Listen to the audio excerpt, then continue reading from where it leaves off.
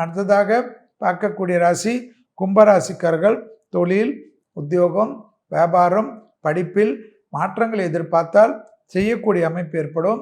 ஜென்மத்தில் ராகுவும் 7ஆம் இடத்தில் கேதுவும் இருப்பதனால் எப்பொழுதும் துர்கை கவசத்தையும் விநாயகர் கவசத்தையும் இந்த ஜனவரி அடுத்த டிசம்பர் வரை கேட்டுக்கொண்டிருப்பது நன்மையான சூழ்நிலையை ஏற்படுத்தும்.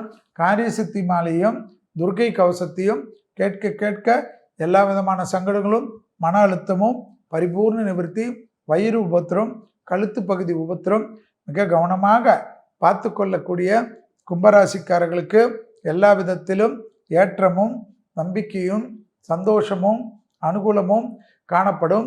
யோக பலத்தை அதிகமாக பெறக்கூடிய ராசிக்காரர்கள் கும்பராசிக்காரர்கள்.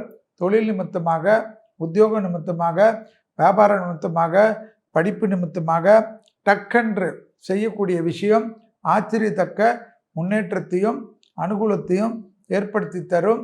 இழுபறியாக இருந்த நிலைமைகள் படிப்படியாக மாறுவது யோகத்தையும் சந்தோஷத்தையும் அனுகூலத்தையும் ஏற்படுத்தும். திட்டமிட்டு செய்யக்கூடிய விஷயங்களில் பிராப்தம் அனுகூலம் தரும்.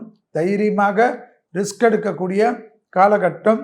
கழிவுகள் பகுதி, முகத்தில் உள்ள உறுப்புகள் விஷயத்தில் அதீத கவனங்கள் தேவைப்படக்கூடிய 50 வயது கடந்த கும்பராசிக்காரர்களுக்கு காணப்படுவதை ஞாபகத்தில் வைத்து கொள்ளுங்கள்.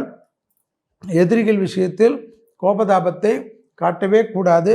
பொறுமை காட்டி நிதானத்துடன் எப்படி ஜெயிப்பது என்பதை யோசித்து கொள்வது நன்மை ஏற்படுத்தி தரும். தொழில் அபிவிருத்தி, உத்தியோக அபிவிருத்தி, வியாபார அபிவிருத்தி, படிப்பு அபிவிருத்தி என்று யோகமும் அனுகூலமும் சந்தோஷமும் ஏற்படக்கூடிய நல்ல காலகட்டம்.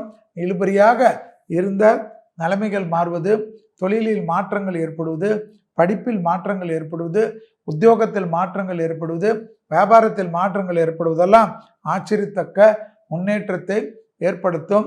மேலதிகாரிகளுக்கும் உங்களுக்கும் இருந்த வருத்தங்கள் தீரும்.